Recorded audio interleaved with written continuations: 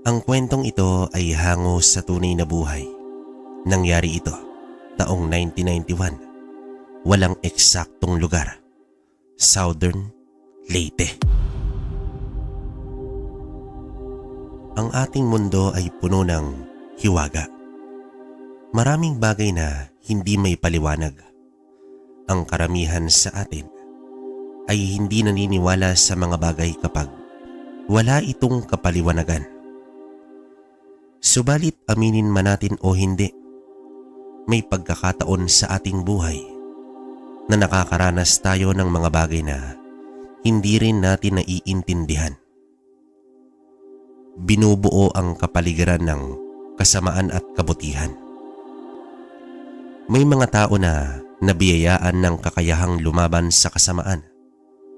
May nanggagamot laban sa kadiliman at naglipa na rin ang mga kwento ng mga taong may kakaibang karanasan. Magandang araw sa iyo, kabaryo. Ako to si Beloy. Sa mga panahong ito ay nasa edad 21 pa lamang ako. Isang simpleng probinsyano. Isa lamang akong ampon, ngunit hindi ko naman naramdaman na hindi ako tunay na anak. Ang mga kinikilala kong magulang ay may edad na. Hindi kasi sila biniyayaan ng anak. Wala naman silang ideya kung kanino ako galing dahil natagpuan lang ako ni Tatay Tiboy sa damuhan habang papauwi siya galing sa taniman ng kalamansi. Ilang araw din silang nag-aabang ni Nanay Isming kung may maghahanap ba ng bata. Bukas rin naman sa tao sina tatay na isa akong ampon. Gayon pa man, pinalaki nila ako bilang mabuting tao. Ang angkan pala ni tatay ay lahi ng mga albularyo. Kaya naman sanay na akong makakita ng mga albularyo na nagpupunta sa bahay. Nalalapit na ang aking panahon, Tiboy. Kung nagka-interest ka lang sana sa pagiging albularyo, kanino ko na lang ipapasa ang aking karunungan? Mukhang sa akin na talagang magtatapos ang tradisyon ng ating angkan. Noon mo pa naman yan alam, Lolo Osing, di ba? Talagang wala sa akin ang maging albularyo. Inamin ko minsan pinilit kong gustuin pero sadyang hindi talaga yan ang landas ko. Ayoko namang gawin ang isang bagay na hindi buo sa aking loob. Naiintindihan kita, Tiboy Apo. Marami din naman sa ating angkan ang ayaw sa ganitong buhay. Lilisan ako sa mundo na dala-dala ang aking kaalaman. Huwag naman kayong magsalita ng ganyan, Lo. Magkakasama pa tayo ng matagal. 88 na ako, Apo. Malapit na rin kami magsama ng pinakamahal kong si Lucita. Habang naririnig ko mula sa kwarto ang usapan nila tatay, ay nakaramdam ako ng pagkaawa kay Lolo Osing. Simula nang mamulat ako sa mundo, walang ibang ipinakita si Lolo Osing kundi kabutihan. Hindi ko na mabilang kung ilan na ang ginamot at napagaling niya. Minsan ay kwento ni Lolo na noong kabataan niya ay nakikipaglaban siya sa mga aswang at iba pang masasamang elemento. Sa tuwing nagagawi siya sa bahay, ay para bang may dala itong kapayapaan. Gumagaan ang pakiramdam ko at ligtas na ligtas ako sa anumang panganib. Sa katunayan, kabaryo, hinahangaan ko si Lolo Osing at nais kong maging katulad niya. Isang araw ay nabanggit ko naman kay tatay na nais kong maging albularyo, subalit matindi ang pagtanggi ni tatay.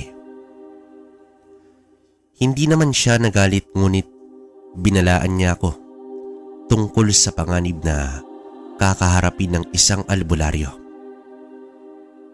Tumugon naman ako na may kamalayan ako sa mga bagay na iyon. Pero ang nais ko talaga ay ang makapanggamot. Subalit hindi pa rin pumayag si tatay. Malungkot man ako pero bilang masunuring anak ay hindi ko na lang ipinilit ang aking nais. Isa sa aking karanasan ay ang makarinig ng mga kwentong aswang sa aming lugar. Noon pa man ay may nababalitaan na kami. Kahit mismo sa aming tahanan ay may napapagawing aswang. Hindi pa naman ako nakakita ng ganoong nilalang sa panahong iyon. Nakakarinig lang naman ako at kahit papaano ay may alam si Nanay Esming na pangtigal po sa mga nilalang ng dilim. Minsan ay natanong ko kay nanay kung pwede ba niya akong turuan kabaryo. Ang dahilan niya ay hindi pa daw pwede dahil bata pa ako. Noong tumungtong na ako sa edad na 17 ay naganap ang pinakahindik-hindik na nangyari sa aming baryo. Isang umaga, ang aming kapitbahay na buntis ay natagpo ang patay. Wakwak ang tiyan nito at nawawala ang sanggol. Kabuwanan niya na sa panahong iyon. Hindi man ako pinayagan na tingnan ang biktima. Base sa aking narinig ay talagang nakakaawa at nakakapangilabot ang nangyari sa babae. Pero ni isa sa mga kapitbahay ay wala man lang nakapansin sa nangyari ng gabi. Inakala namin na iyon lang ang mangyayari, ngunit nasundan na naman ito. Sa unang gabi ng lamay ay nagkagulo sila dahil may 3 balbal ang nakapasok at muntika ng mapalitan ang bangkay. Mabuti na lang ay dumating ang isa sa mga bisita na may kaalaman sa mga ganoong nilalang. Kinuyog ng mga tao, ngunit nakatakas ang mga aswang na kumakain ng bangkay. Beloy, anak, huwag kang magpakampante. Alam mo naman ang nangyayari sa paligid. Pagsapit ng 5:00, dapat wala ka na sa labas. Mahirap na kung maabutan ka pa ng gabi sa daan. Saan na naman kaya nang galing ang mga aswang na yan? Bakit po, Itay? Dati ba may ganito ding pangyayari? Mas matindi pa. Yun nga ang kinakatakutan ko eh. Lalo na ngayon wala nang antingero sa lugar natin. Antingero lang ba ang makakatalo sa isang aswang, Itay? Hindi naman, anak. Kahit mga ordinaryong tao ay may kakayahan na makatalo sa aswang. Pero kailangan marami at talagang nagkakaisa. Si Lolo Osing, ilang beses na rin nakapatay ng aswang yan. Nakwento niya nga po sa akin minsan, noong kabataan daw niya. Pero sobrang delikado, anak. Kaya ikaw, huwag mo nang pangarapin na makaharap sa mga ganoong nilalang. Ayaw kitang mapahamak. Kahit panggagamot lang naman ang pakay sa mga tao, Itay. Alam mo, anak, kapag pinasok mo na ang lihim na karunungan, para ka na ring pumasok sa mundo ng mga kakaibang nilalang. Kahit may nangyayari na hindi maganda at kahit sinabihan na ako ni tatay, ay hindi pa rin talaga nagbabago ang kagustuhan ko na maging albularyo. Para sa akin kasi, napakasarap siguro sa pakiramdam kapag may natulungan kang tao. Samantala, inutusan naman ako ni tatay na maghatid ng kamoting kahoy para kay Lolo Osing. Halos kalahating lakaran din ang papunta pa lang sa kanila. Doon ay naabutan ko ang iilang pasyente. Nakaugalian na kasi namin na dalhan ng kung ano-anong pagkain si Lolo. Tumango lang ako sa kanya at inilagay ko na sa kusina ang aking dala. Hindi ko na siya inistorbo dahil nasa kalagitnaan ng panggagamot. Matapos nun ay naupo lang sa gilid at nagmasid sa ginagawa ni Lolo. Nakakamangha talaga ang ginagawa niya. Lalo na kapag gumagaling ang pasyente. Hinintay ko muna hanggang sa natapos ang lahat. Tinanong ko si Lolo kung magsasalang ba ako ng kamoting kahoy. Habang binabalatan ko ito ay kinausap ko ang matanda kung ano ba ang pakiramdam na may kapangyarihan. Kapangyarihan ba ang tawag? Mas maiging karunungan ang itatawag natin, Apo. Sa totoo lang, isang responsibilidad ito, Apo. Ang mga katulad ko ay instrumento lamang ng Diyos dahil sa Kanya talaga nagmula ang kapangyarihan. Ibinigay po ng Diyos sa inyo? Naku, talaga ikaw bata ka. Bilisan mo nga dyan dahil nagugutom na ako. Habang nakasalang pa ang kamoting kahoy, ay naglaro na lang muna ako sa bakuran. Nagpapahinga na kasi ang matanda. Tahimik lang naman akong naglalaro ng holin hanggang sa may nasipat akong isang matandang babae na nakatayo sa di kalayuan at nakatingin lang sa bahay. Ang akala ko ay magpapagamot ito kaya kinawayan ko naman ang matanda. Ngumiti naman ito sa akin at sinenyasan akong lumapit sa kanya. Lumabas naman ako ng bakod at naglakad na papalapit sa matanda. Nang malapit na ako, ay inabot niya sa akin ang kanyang kamay. Inisip ko naman na baka magpapaakay ito gawa nga sa katandaan na nito. Subalit, biglang binawi ng matanda ang kanyang kamay at laking gulat ko na lang dahil tumakbo ito ng napakabilis. Sa aking paglingon ay nakatayo na sa entradang pinto si Lolo. Isang hukluban ang matandang iyon, Beloy. Huwag na huwag kang magpapadala sa nakakaawang anyo. Sa susunod na magawi ka dito, huwag na huwag kang magtitiwala agad sa mga humihingi ng tulong. Hukluban? Di ba mangkukulam yun? Mas malala pa sa mangkukulam yun, Beloy, Apo. Mas mabuting umuwi ka na. Sige, Polo. Kumain kayo ng marami, ha? Sa susunod, saging naman ang dadalhin ko. Habang ako'y naglalakad pa uwi, hindi ko lubos maisip na nakaharap ko ang isang hukluban. Pero ganun na lang katindi ang takot nang makita niya si Lolo. Pambihira talaga ang kakayahan ng aking Lolo Osing. Mas humanga na naman ako sa kanya. Nang kamustahin ni tatay ang aking pagbisita kay Lolo, ay sinabi kong maayos naman ito at may mga pasyente akong naabutan. Inilihim ko na lang ang tungkol sa hukluban dahil tiyak mag-aalala yun at hindi na ako pababalakin pa sa bahay ni Lolo. Makalipas ang ilang taon, kabaryo, dumating na sa punto na labis nang nanghihina si Lolo Osing. Nang ako'y nagatid sa kanya ng pagkain, nanggagamot pa rin ito pero batid ko na hindi maganda ang kalagayan nito.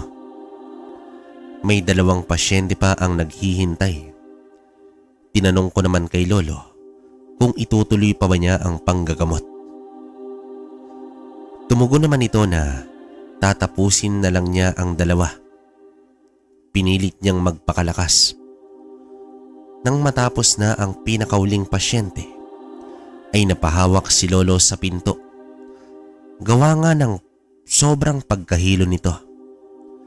Agad ko naman siyang inalalayan at pinaupo sa may kama. Matapos kong bigyan ng maiinom, ay humiga na rin ito. Inaya ko pa si Lolo na magpatingin sa doktor, ngunit ngumiti lamang ito. Hindi na kailangan, Apo. Nalalapit na ang aking paglisan. Nais ko na rin makapagpahinga. Lo, wag po kayong magsalita ng ganyan. Alam mo ba noong dumating ka sa buhay namin, tuwang-tuwa ako. Alam kong lalaki kang mabuti. Sana huwag kang magbago, Apo. Tandang-tanda ko pa, kabaryo. Hindi ko na napigilan ang maluwa ng mga sandaling yon. Tila ba naghahabilin na si Lolo. Bala ko sanang puntahan si nanay kaso malayo ito at ayaw kong iwan si Lolo sa ganoong sitwasyon. Hanggang sa inubad nito ang kanyang kwintas na may krus. Ito ay kulay pilak at napakakintab. Bata pa lang ako ay nakikita ko na ang kwintas at sa loob ng mahabang panahon ay hindi man lang nagbago ang itsura nito. Makintab pa rin na animoy kumikinang pa.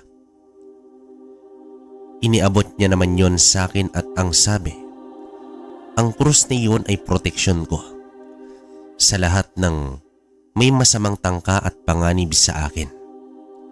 Kasunod nito ay inutusan niya akong kunin ang isang maliit na libro na kulay pula na nasa altar at hanapin ko daw ang taong nagngangalang Alfonso. Matatagpuan ko daw ito sa bayan ng San Ricardo.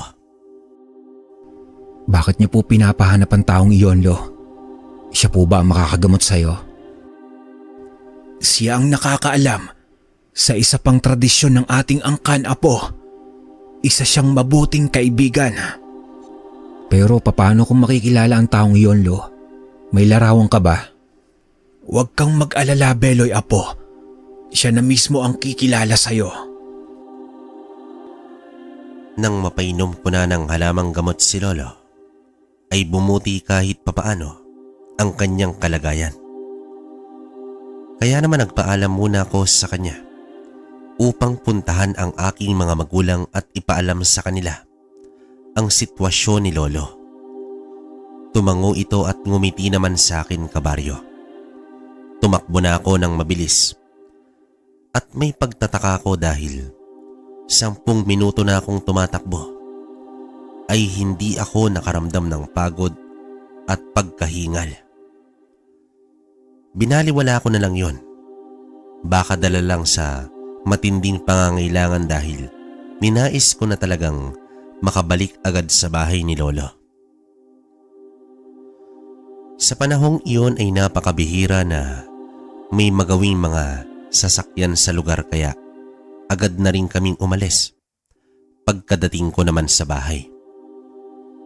Pinauna na lamang ako ni tatay. Tumakbo na naman ako ng mabilis hanggang sa nakarating na ako kay Lolo.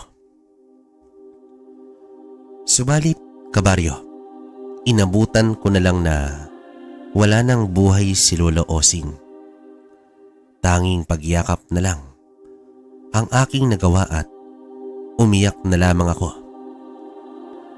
Inayos ko sa pagkakahiga si Lolo at kinumutan. Nagtirik din ako ng kandila sa tabi ng kama.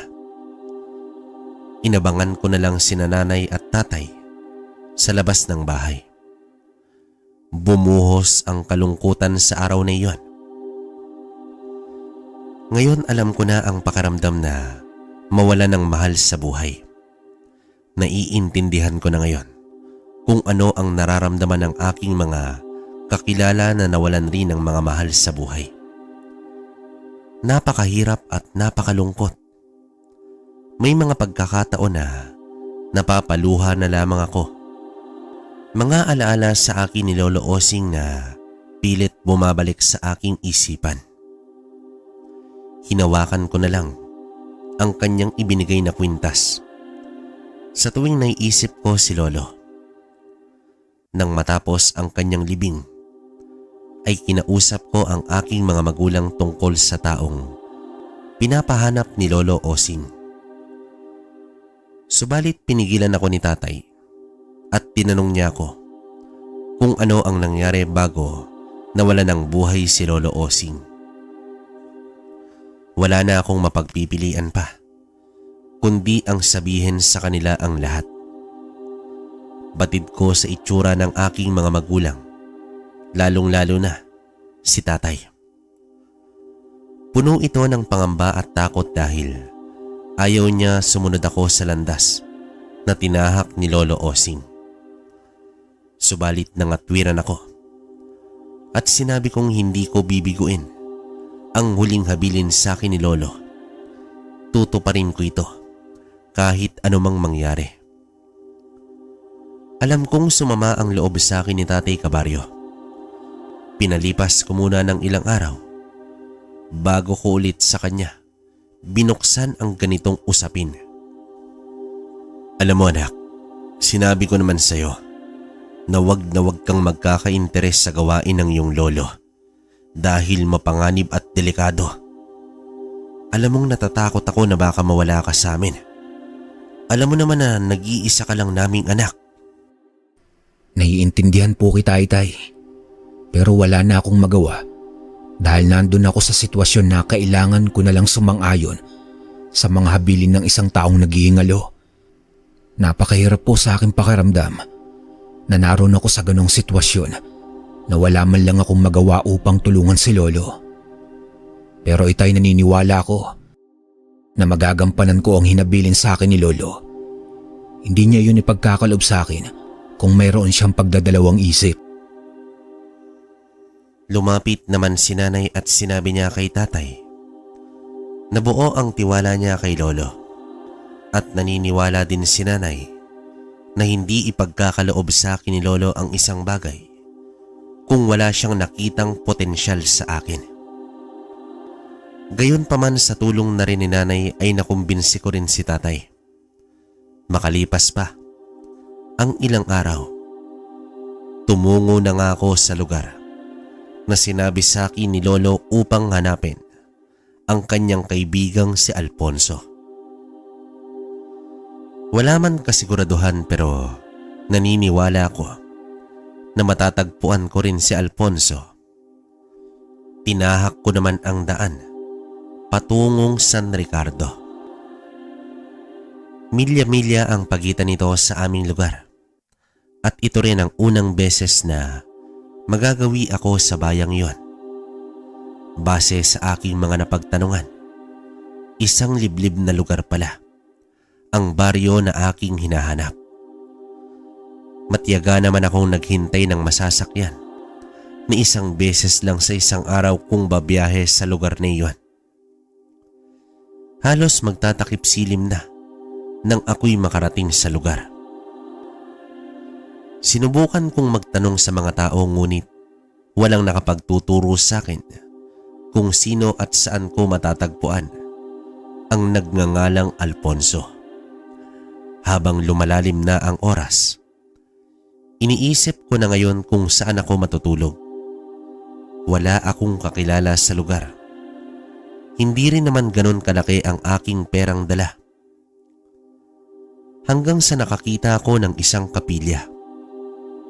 Sumilip-silip naman ako sa loob upang tingnan kung may pari ba dahil magpapaalam sana ako na doon muna makikisilong kahit isang gabi lang.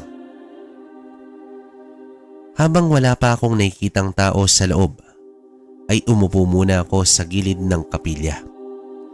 Binuksan ko ang aking dalang baunan upang doon na lamang ako maghahapunan at habang ako'y kumakain, napansin ko ang isang lalaki.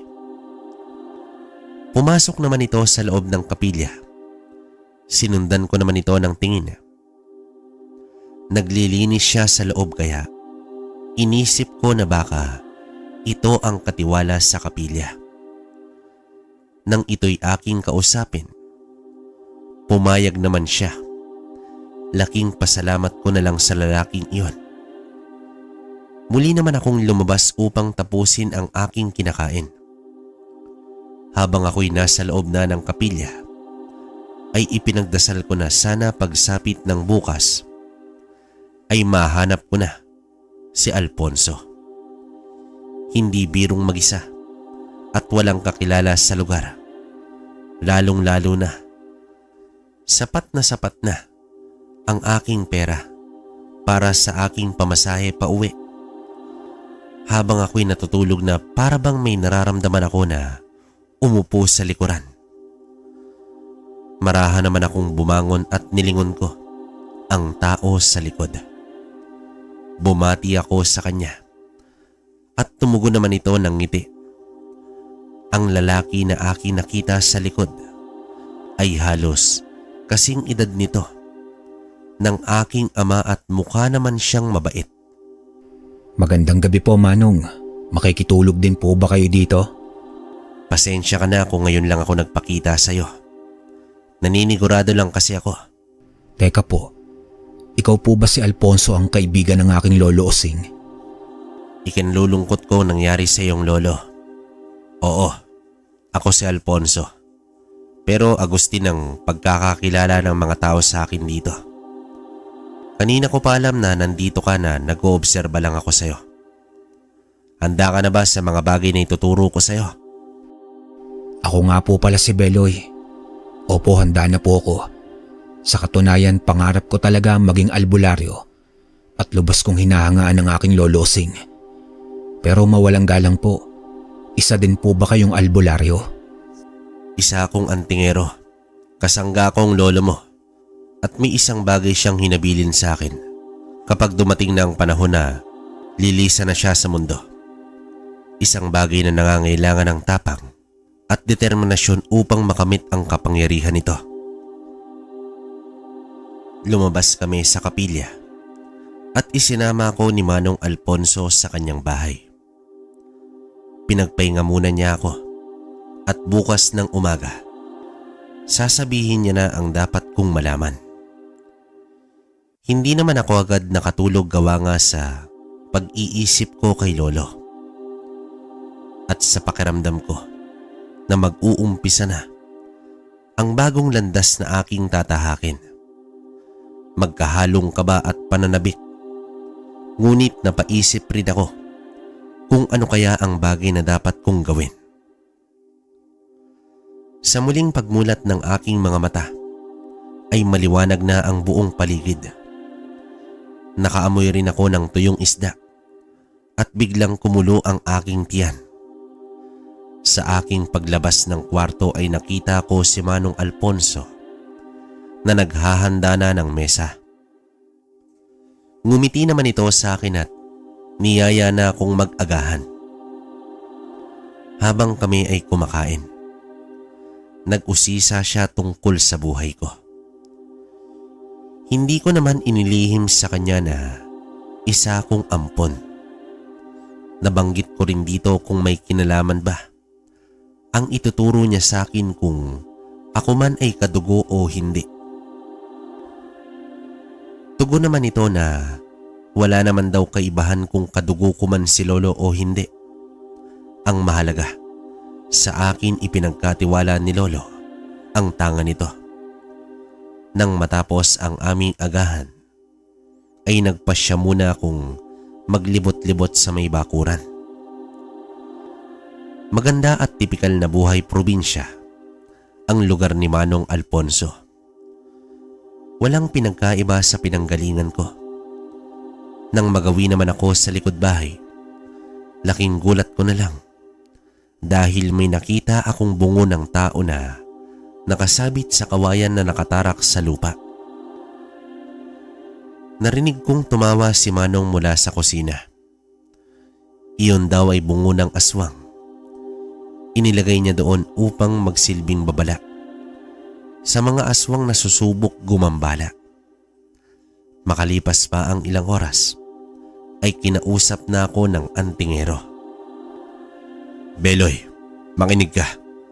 Alam mo ba na may berdeng buto ang tao? Hindi po, Mang Alfonso. Bakit niyo po naitanong? Nagkakaroon ng berdeng buto ang isang tao kapag marami itong nagawang kabutihan noong siya ay nabubuhay pa. At isa sa tradisyon ng angkan ni Lolo Osing ay gagamitin ang butong yon bilang isang napakalakas na poder na kung sino man ang may tangan nito, kahit ang pinakamalakas na aswang, ay walang magagawa. Subalit naglalaho rin ang buto sa tuwing lumisa na ang may tangan nito.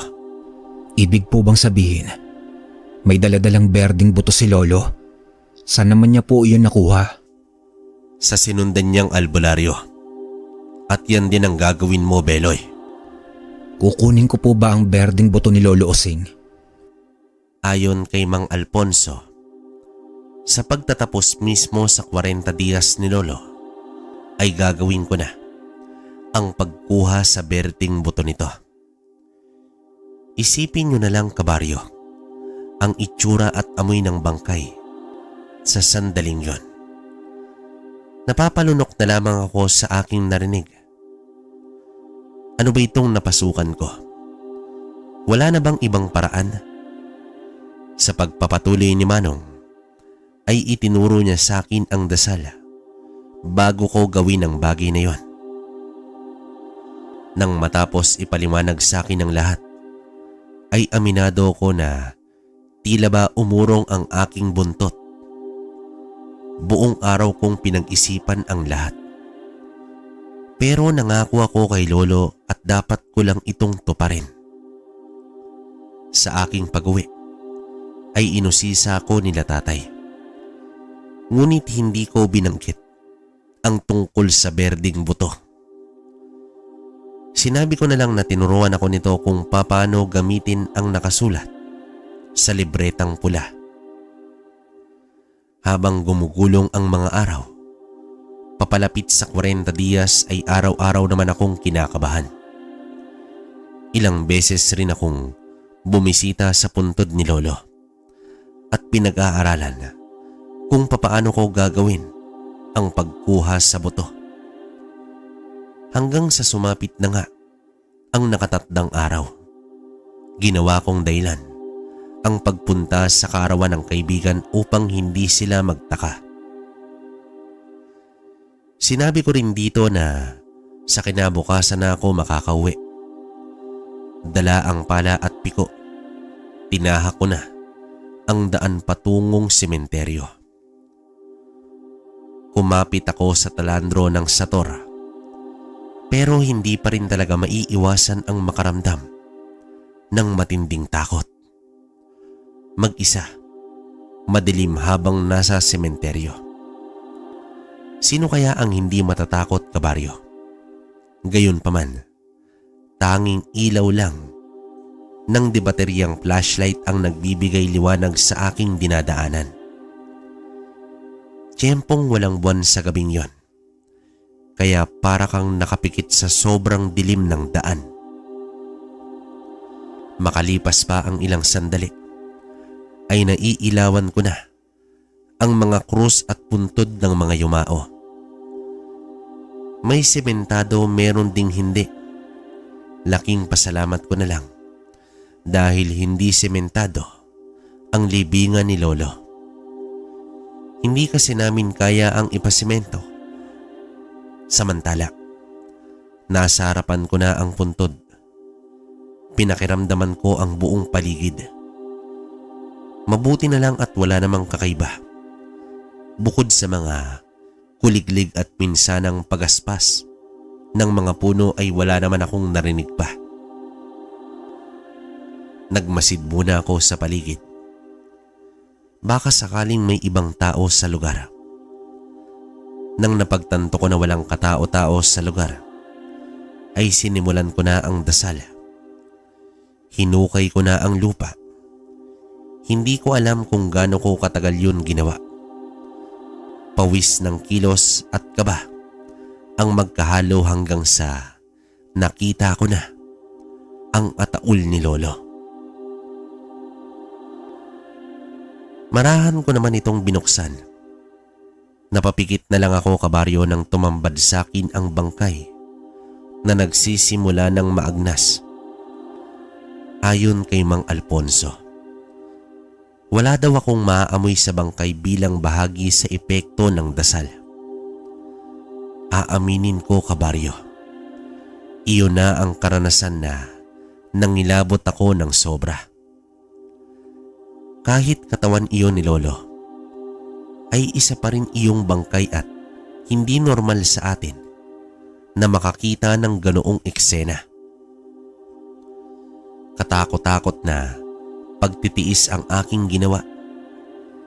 Habang inuumpisan ko na ang pagbaklas sa balakang ng bangkay ni Lolo. Sa bahaging ito kasi, ang itinuro ni Manong kung saan ko makukuha ang berdeng buto. Gamit ko lang ang isang punyal. Ganoon na lamang ang aking pagtataka dahil napakadali ko lang na natapyas ang natitira pang balat. Pati ang pagkalas ko sa buto ay halos kinamay ko lang.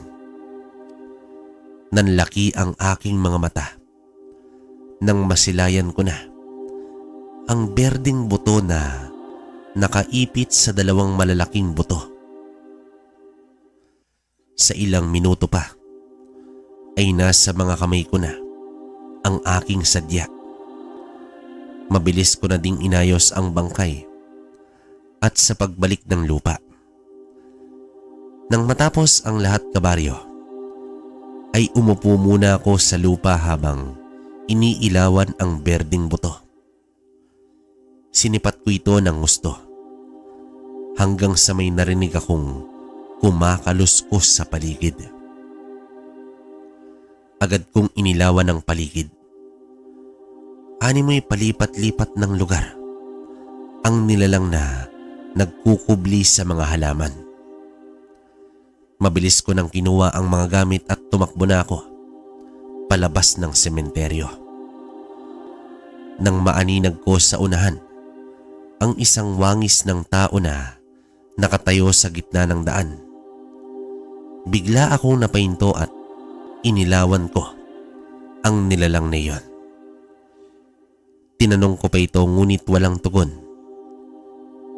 Inisip ko sa mga sandaling iyon na kung may masamang balak ang nilalang na to, hindi ito magtatagumpay. Malakas ang paniniwala ko sa talandro na mabibigyan ako nito ng proteksyon.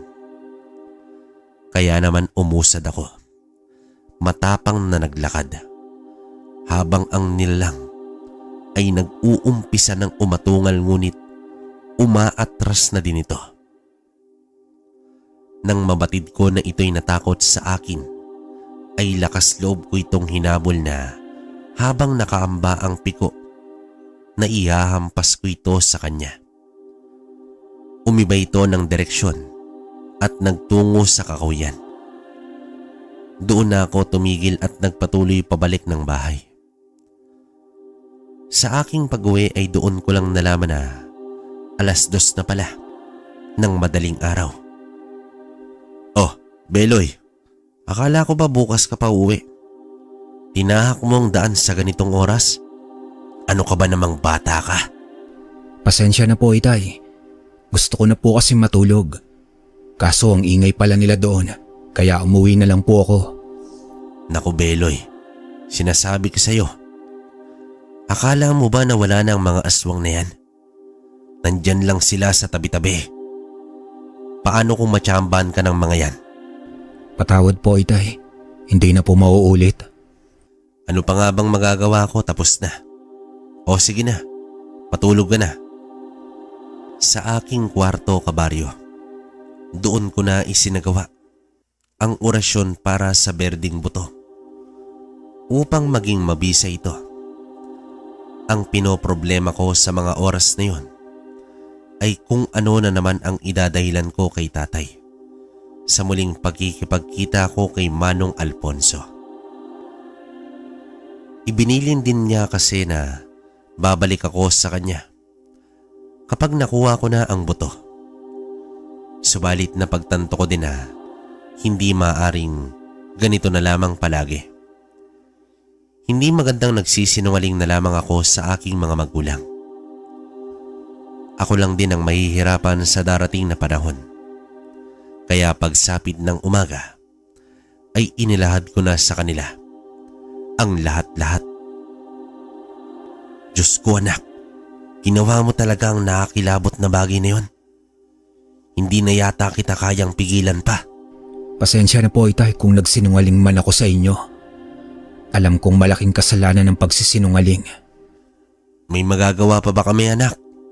Nung tinanggap mong tanga ni Lolo, ay inasana namin ang iyong ina ang mga bagay na ganito. Nang nagkalinawan na kami, ay nagpaalam na rin ako na babalik sa San Ricardo.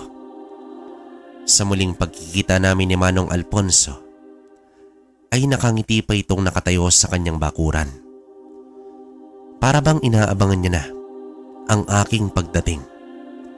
Binati niya ako sa aking tagumpay. Sa paraan pa lang ng pagkuha ko sa buto, ay isang malaking pagsubok na iyon. Labis naman akong hinangaan ni Manong. Ayon pa sa kanya, kung ang katulad niyang antingero ay may malakas na kabal sa pisikal, ako naman daw ay kabal sa espiritual. Doon ko rin napag-alaman ang iba pang karanasan ni Lolo Osing kontra sa mga aswang. Ang tanging nagagawa lamang daw ng mga aswang kay Lolo ay humarap at sindakin ito. Subalit hindi nito nagagawang atakihin ang matanda. Kaya kita pinabalik dito, Beloy, upang may turo ko sa iyo at maging ganap ang iyong karunungan sa paggamit ng talandro, ng sator at sa berding buto. Kapag natutunan ko na po ba ang lahat, ay pwede na akong manggamot at tumugis ng aswang. Oo naman, Beloy. Tataglayin mo na ang kakayahan ni Lolo Osing. Sa aking narinig ay nakaramdam ako ng matinding kagalakan.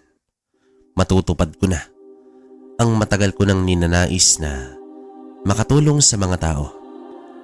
Sa mismong araw na iyon ay sinimulan ni Manong ang pagtuturo sa akin tungkol sa talandro ng sator. May ibinigay sa akin si Manong na isang maliit na tela na parang panyo na may nakasulat na mga dasal. Ang pinagsamang sator ng krus at talandro ay napakalakas na poder laban sa masasamang elemento.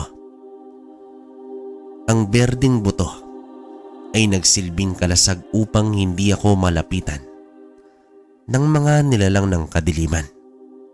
At ang libretang pula ay nakasulat doon ang mga dasal para sa panggagamot. Halos isang buwan ko ring pinag-aralan ang mga dasal at nang natutunan ko na ito, ay kinuha at iniligpit na ni Manong ang maliit na tela. Ayon sa kanya, ipinagsama na ni Lolo Osing ang lahat ng kapangyarihan sa suot kong kwintas. Ngayon, alam mo na ang mga dasal at orasyon. Handa ka na bang pumaslang, Beloy? Po, pumaslang. Alam mo, Beloy, ito ang tatandaan mo. Ang mga nilalang na katulad ng aswang at hukluban ay nilukob na yan ng demonyo. Hanggat nabubuhay sila, gagawa at gagawa yan ng paraan upang makaganti sa iyo. At ang tanging paraan upang matigil sila ay ang pagkitil sa kanilang buhay. Hawakan mo itong itak. Pumunta ka sa punong yon. Hindi ka makakauwi sa inyo kapag hindi mo naputol ang punong yon. Itinuro sa akin ni Manong Alfonso ang isang malaking puno ng sampalok. Mas malaki pa sa katawan ko ang punong yon. Lumapit ako sa puno at tinitigan ko ang itak. Aabutin yata ako ng siyam-siyam bago pa maputol ang puno. Lumapit naman si Manong sa isa pang puno ng sampalok na kasinlaki lang sa karap kong puno. Marahan niyang kinuyom ang kanyang kamao. Nag-usal ito at sa isang iglap, bigla niyang sinuntok ang puno. Sa maniwala kayo o hindi, kabaryo, naputol ang punong yon sa isang suntok lang ni Manong. Halos hindi na masara ang bibig ko sa pagbuka dahil sa labis na pagkamangha. Anong klaseng nilalang ba itong si Manong Alfonso? Ang mga tanong ko sa aking sarili. Lumakad naman si Manong pabalik ng bahay habang sumisenyas na sisimulan ko na ang pagputol sa puno. Inabot pa ako ng 4 na araw bago ko tuluyang mapatumba ang puno ng sampalok. Matapos ang 1 buwan, ay nakabalik na rin ako sa aming bahay. Akala ko hindi ka na babalik, anak. Kamusta naman ang pagsasanay mo kay Alfonso? Maraming salamat po, Itay. At natanggap niyo na rin ang nais ko. Sa unang gabi ng aking pagbabalik ay hirap naman ako makatulog. Pakiramdam ko ay may mga nakaabang sa akin sa labas. Kapag may nararamdaman si nanay na aswang sa paligid, ay kinakatok niya ang dingding na pagitan sa aming kwarto. Pero ilang oras na ay hindi pa naman kumakatok si nanay. Bumangon ako at nagdasal hanggang sa narinig ko na ang katok ni nanay. Sabay pa kaming lumabas ni tatay sa kwarto. Marahan niyang kinuha ang itak sa dingding malapit sa may kusina. Sumilip naman ako sa may siwang at doon ko nakita ang mga nagtatakbuhang nilalang sa paligid. Madilim kaya puro itim na imahe lang ang naaninag ko. Ito na yata marahil ang umpisa sa landas na aking tinahak. Kumuha na rin ako ng itak at doon ako sa sala pumwesto. Lumabas na rin si nanay at humarap sa bintana. Kagaya ng dati, nagbato ng tigal po si nanay nang binuksan niya ang bintana. Matapos nito ay mas bumilis pa ang pagtatakbuhan ng mga nilalang sa palibot. Literal na naririnig ko na ang mga mabibilis na yapak. Kumuha ako ng lampara at dinala ko ito sa labas ng bahay. Isinabit ko ito sa dingding upang magbigay liwanag kahit papaano. Tumayo ako at matalang ang ginagalaw habang sinipat ko ng maigi ang buong kapaligiran. Tumigil ang takbuhan at ilang metro mula sa aking harapan ay unti-unting nabuo ang isang imahe ng nilalang. Malaki, namumula ang mga nanlilisik na mga mata. Makintab ang balat nito at naglalaway ang bibig na merong pangil. Humihingal ito ng mahina at nakangisi pa sa akin. Hinawakan ko ang krus at ang berdeng buto na nakakonsagra. Ano ang sadya mo, nilalang? Sige, lumapit ka. Kahit binabanggit ko na ang mga salitang yon ay pilit ko namang pinapalakas ang aking loob dahil ang totoo, takot na takot ako dahil sa unang beses nakasilay ako ng isang lihitimong aswang. Hoy, aswang, ang lakas naman ng loob mong pumarito. Sige, subukan mong lumapit. Hinding-hindi ka sasantuhin ng aking itak. Sa paghamon ni tatay ay napalitan ng galit ang itsura ng aswang. Pero hindi pa rin ito umaatake. Sinubukan kong humakbang pasulong ng marahan. Katumbas naman ito ang isang hakbang patras ng aswang. Hinawakan ko ng maigpit ang itak at nag-ipon ng lakas upang sugurin ang nilalang. Hanggang sa bigla naman akong tumakbo at sinugod ang aswang. Nagulat ito at napatras. Nang tumalikod na ito, ay nahagip ko ito ng taga sa may likuran. Umangil naman ito at muling humarap upang lumaban. Itinaas nito ang isang kamay at umamba ng isang pagkalmot. Sa aking pagkagulat ay naitakip ko ang aking mga bisig sa aking sarili. Subalit sa paghambalos ng kanyang mga kuko ay parabang tumama ito sa hindi nakikitang isang harang. Imbis na ako ang masaktan, ay ang aswang pa ang umatungan at umatras habang hawak-hawak ang kabilang kamay. Doon ko napatunayan ang bisa ng aking tangan. Nagkalakas loob akong sugurin pa ang aswang. Pinagtataga ko ito katulad sa ginawa ko sa puno ng sampalok. Umaangil lamang ang aswang at sa hindi ko namalayan ay nakandusay na pala ito sa lupa at wala nang buhay. Sa pagtingin ko sa paligid ay naroroon ang mga kasama nito. Ilang saglit pa ay dahan-dahan akong umatras. May isang aswang na lumapit sa bangkay at hinila niya ito at nagtakbuhan na sila papalayo. Isang buntong hininga na lamang ang aking nagawa.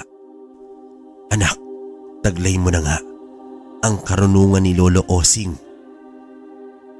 Napangiti na rin ako nang makita ko ang aking mga magulang na nakangiti din sa akin, kabaryo. Makalipas ang ilang araw ay dumating si tatay na may kasamang babae at bata. Iniharap sa akin ni tatay ang mag-ina dahil nabati daw ang anak nito. Bahagya naman akong natigilan dahil ipapagamot pala ni tatay sa akin ang bata. Dinala ko sila sa loob ng bahay at sa unang pagkakataon ay nakapanggamot ako. Hindi ako makapaniwala noon, kabaryo, dahil kung sino pa ang labis na pumapalag ay siya pa ang nagatid sa akin ng pinakaunang pasyente ko. Alam mo, anak, isinakatuparan mo ang landas na dapat ay sa akin. Maraming salamat sa pagpapatuloy mo sa tradisyon ng ating angkan kahit hindi man tayo magkadugo. Lumipas pa ang ilang buwan. Unti-unti na akong nakilala sa aming lugar bilang manggagamot. Hanggang dumating ang isang pasyente na biktima ng kulam. Nakaratay na lamang ang isang bata nang ihatid sa aming bahay. Isang linggo na daw ang nakalipas nang manghina ito. Pumayat na rin ito ng labis at talagang kaawa-awa na ang itsura. Sinimulan ko ang panggagamot. Natuklasan ko na pinuntirya ng mangkukulam ang baga ng bata. Sa umpisa pa lang ng pagtanggal ko ng sumpa ay naramdaman ko na ang kaluluwa ng mangkukulam. Pinasanib ko ito sa katawan ng bata at agad na ipinako upang hindi na ito makawala. Nagising ang bata at naging sobrang lakas. Tumulong na rin ang mga magulang at mga tiyuhin nito sa paghawak sa biktima. Nagpupumiglas at sobrang lakas. Pinagdikit ko ang hinlalaki sa paa nito at sumigaw ng malakas ang bata, ngunit boses iyon ng isang babaeng mangkukulam. Tinanong ko naman ito kung bakit niya kinulam ang bata. Ang sagot ng mangkukulam ay masyado daw itong pasaway. Nag-iingay kapag dumadaan sa kanyang bahay. Nais ko naman na bigyan pa ito ng isa pang pagkakataon, ngunit nagmamatigas ang kaluluwa at lumalaban. Wala pa daw nakatalo sa kanya. Muli ko namang pinisil ang hinlalaki ng bata at sumigaw na naman ito ng malakas. Dahil sa pagmamatigas ng mangkukulam, ay tinuluyan ko na ito. Nangisay ang katawan ng bata at muling nawalan ng balay. Halos maligo na sa pawis ang mga kamag-anak na humawak sa bata nang sabihin ko sa kanila napatay na ang mangkukulam at magaling na ang bata. Saka pa lang sila bumitaw na tila nabunutan ng matinding tinik. Sa unang pagkakataon, kabaryo, ay nagawa ko ito. Naging kuryoso akong malaman kung ano na ang nangyari sa mangkukulam. Kaya naman inalam ko sa mga magulang ng bata kung saan ko matatagpuan ang bumiktima rito. Habang pinagpahinga ko muna ang bata sa bahay, ay sinamahan ako ng 2 tiyuhin ng biktima. Itinuro nila sa akin ang bahay ng pinaghihinalaang mangkukulam. Inabisuhan ko sila na manatili lang sa labas. Marahan akong pumanhik sa bahay at natagpuan ko sa loob ang nakahandusay na katawan ng nilalang. Nakadapa ito at ng aking pinatiyaya ay laking gulat ko na lang dahil nakabuka ang bibig nito ng malaki. Nakadilat ang mga mata na purong puti na lang. Isang matandang babae ang mangkukulam. Nakita ko rin sa paligid nito ang mga gamit sa pangkukulam. Sa aking paglabas ng bahay ay nagmungkahe ang isa na mas mabuting sunugin ang bahay. Tinanong ko naman sila kung may kamag-anak ba sa lugar ang babae. Tumugon sila na nag-iisa na lang daw ito at labis nila itong pinangingilagan. Sumang-ayon ako sa gawaing pagsunog sa bahay, kasama ang katawan ng nilalang. Minsan nang maiwan akong mag-isa sa bahay, ay naisip ko na tama ba ang pagpaslang ko sa mga nilalang na iyon. Kahit alam ko na masamang nilalang ang aking napapaslang, ay hindi ko pa rin mapigilan na makaramdam ng pagkakasala. Ganito rin kaya ang nararamdaman ni Lolo Osing noong nanunugis pa ito ng aswang. Nais kong malinawan sa aking pagdadalawang isip. Kaya naman minabuti kong puntahan ulit si Manong Alfonso. Alam kong dadanasin mo rin ito, Beloy. Kung iyong iisipin, nasa panig tayo ng kanan, pero pumapatay tayo. Sino bang hindi makakaramdam ng pagkakasala? Pero, ito ang lagi mong tatandaan, Beloy. Ginawa tayong instrumento ng Diyos upang maging mandirigma dito sa lupa. Tingnan mo ang mga talahib. Ano sa palagay mo ang mangyayari kapag hinayaan mo lang yan? Puputulin po. Tama. Isipin mo na ang mga talahib na yan ay ang mga masasamang nilalang. Ang tao na puputol dyan ay ang antingero, at ang gagamitin ng antingero sa pagputol ay ang taglay nitong tangan. Pero pagdating ng panahon, ang mga pinutol na talahib ay muling uusbong, katulad sa kasamaan. Nananatili ito sa mundo, Beloy. Kaya narito ang mga katulad natin upang puputol sa kasamaan. Ganon ang buhay, Beloy. Paulit-ulit lang. Kaya huwag kang mangamba kapag puputol ka ng kasamaan. Isang simpleng paliwanag na nagdulot sa akin upang mas maintindihan ko pa ang landas na aking tinahak. Simula noon, kabaryo, ay naging mas matapang at determinado kong tuparin ang responsibilidad na nakaatang sa akin. Inabot na ako ng gabi sa daan. Hindi na kasi nakaabot pa sa amin ang pampasaherong sasakyan, kaya kailangan kong lakarin ang halos kalahating oras papunta sa aming bahay. Sa aming lugar dati ay malalayo ang agwat ng mga bahay, maliban na lang kung nasa sentro ka. Habang papalapit na ako sa amin, eksaktong humina na ang baterya ng aking flashlight na dala. Kaya naman binali ko ang isang halaman upang gawing tungkod bilang alalay sa daan. Hanggang sa nakarinig ako ng ingay. Kitang-kita ko ang 2 aswang na nasa aming bubong. May iilan din na nakapalibot sa bahay. Agad na akong tumakbo ng mabilis sa pag-aalala sa aking mga magulang.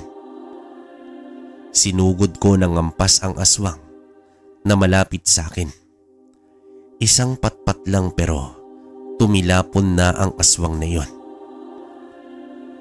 Sinugod ko pa ang iba at nagsipulasan ang mga ito. Napatingin sa akin ang dalawang aswang sa bubong na agad ko namang tinigalpo. Nang makita ko na lumabas ng bahay sina tatay ay ganun na lamang ang aking pasasalamat. Buhay at lumalaban pa sila sa mga nilalang ng dilim. Hindi ko man naubos pero malaking bagay na sa akin na ligtas pa rin ang aking mga magulang. Mabuti dumating ka na, anak. Kanina pa kami ginugulo ng mga demonyong yan. Mabuti na rin talaga at may pangtigal po ang nanay mo. Hindi po ba kayo nasaktan o nasugatan ni Tay? Hindi naman, anak. Hindi kasi kami lumalabas ng bahay kanina. Muli kaming nakaligtas sa gabing yon laban sa mga masasamang nilalang. Pagsapit ng umaga, tinanong ko naman si nanay kung saan niya natutunan ang tigalpo. Ayon sa kanya, natutunan niya iyon mula sa kanyang ina na isang manggagamot. Nakakatuwang isipin na ang mga taong tumayong mga magulang ko ay parehong may lahi ng kanan. Kaya naisip ko na turuan si tatay upang kahit papaano ay may kakayahan siyang makapagtaboy ng aswang. Naku anak, huwag niyo na akong isali dyan. Alam mo naman na ayaw ko sa mga ganyan, di ba? Hanggat makakaya, lalaban ako sa mga aswang na yan gamit ang aking itak. Sumapit naman ang kapiestahan sa aming baryo. Dahil hindi naman namin kaya ang maghanda ay nagsimba na lamang kami sa kapilya sa may sentro. Iniimbitahan naman kami ng aming mga kapitbahay. Habang nagkwekwentuhan sila, ay napatingin ako sa isang malaking bahay. Dinumog iyon ng mga tao pero nakaramdam ako ng negatibong presensya na nagmumula sa bahay na iyon. Itay, punta lang po ako sa bahay nila Kapitan. Naku anak, mahiya ka naman. Bakit inimbita ka ba? Hindi po Itay, pero may iba akong pakay sa Kapitan. Hala sige anak, doon lang kami sa bahay ni Maring Flor. Hindi ko na sinabi kay tatay ang totoong pakay ko. Nagtungo ko sa bahay ng Kapitan.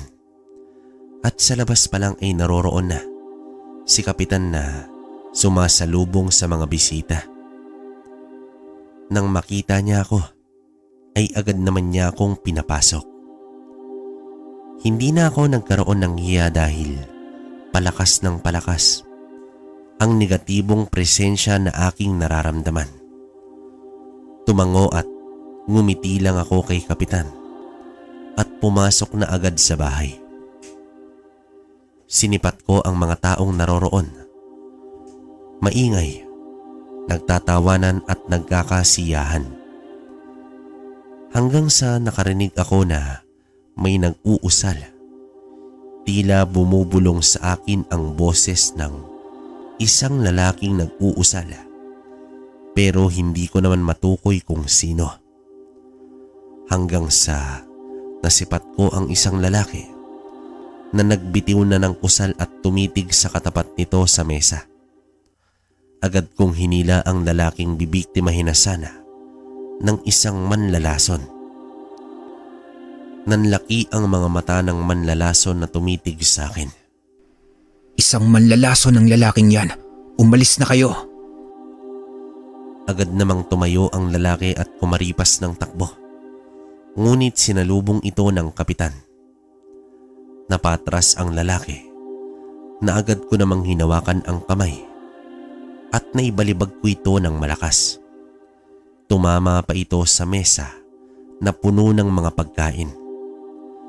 Nang bumagsak ang manlalason ay kinuyog naman ito ng mga tao. Bugbog sarado ang labas nito. Inawat ko na din ang mga tao at dinampot ko ang lalaki. Nagmamakaawa ito sa akin.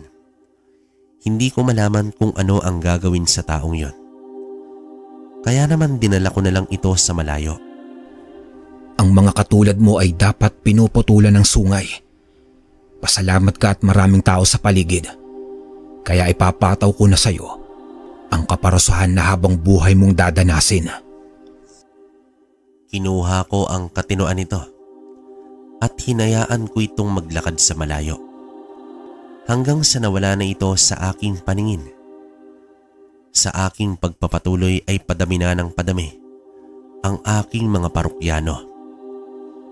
Sumunod ako sa landas ni Lolo Osing, isang manggagamot at manunugis ng masasamang nilalang. Ilang beses na rin kaming ginambala ng mga aswang. Subalit patuloy pa rin itong nalalabanan. Hanggang sa dumating sa punto na lumisan na si tatay. Para sa akin mas mabuti na yon kaysa lumisan siya ng dahil sa aswang.